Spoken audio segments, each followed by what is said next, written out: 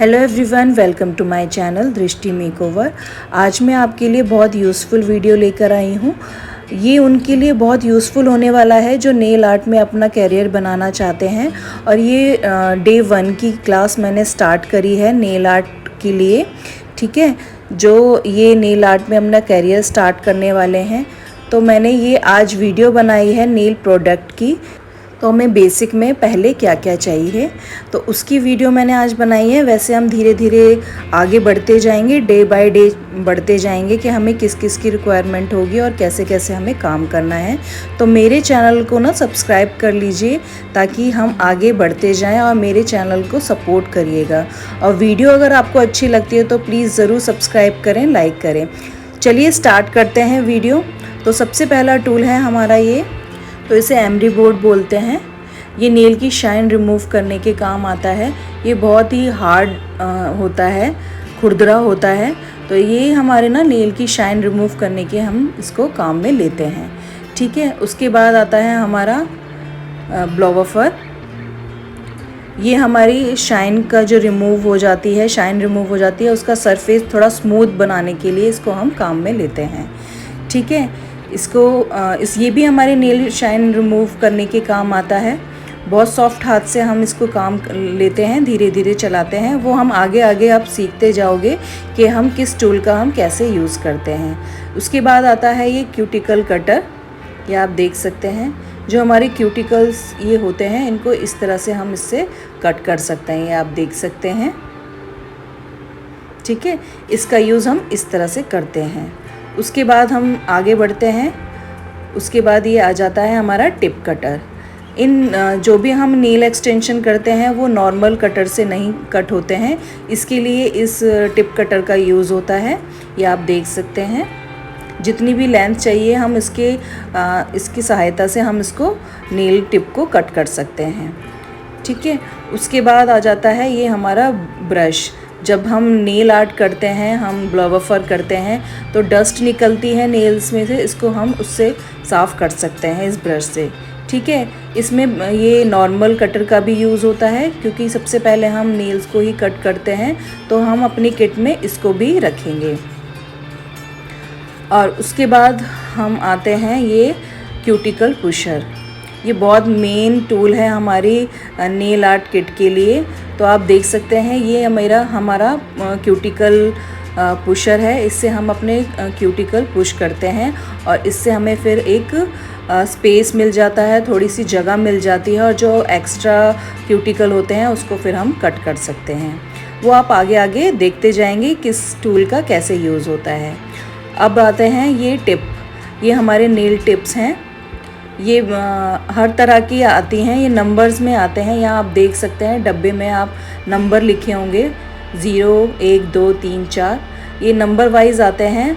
हर nails का अलग अलग हिसाब होता है और ये हम चेक करते हैं कौन सा नेल किस में सूट होता है या मतलब सेट होता है, उस हिसाब से हम नंबर वाइज इसमें रखते हैं। ठीक है, जिसका नंबर है। और आप यहाँ देख सकते हैं एक टिप्स में ऊपर लॉक है ये, और नीचे इस टिप पे नंबर लिखा हुआ है। उसी हिसाब से आप इस नंबर को रख सकते हैं डब्बे में।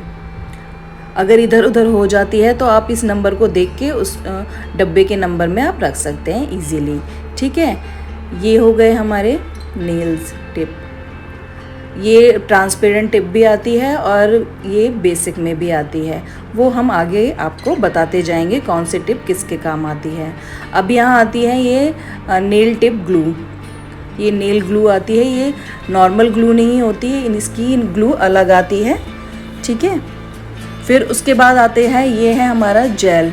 जब हम जेल नेल एक्सटेंशन करेंगे तब इसका यूज़ मैं बताऊंगी आपको किस तरह से करते हैं। तो ये शेल्स का है, आप ये शेल्स का जेल ले सकते हैं, मार्केट में आपको इजीली मिल जाएगा। उसके बाद ये है मोनोमर। इसको मोनोमर बोलते हैं। जब हम एक्रेलिक नेल एक्सटेंशन करते हैं तो इसका यूज़ होता है। ठीक है, ये है हमारा एक्रेलिक पाउडर।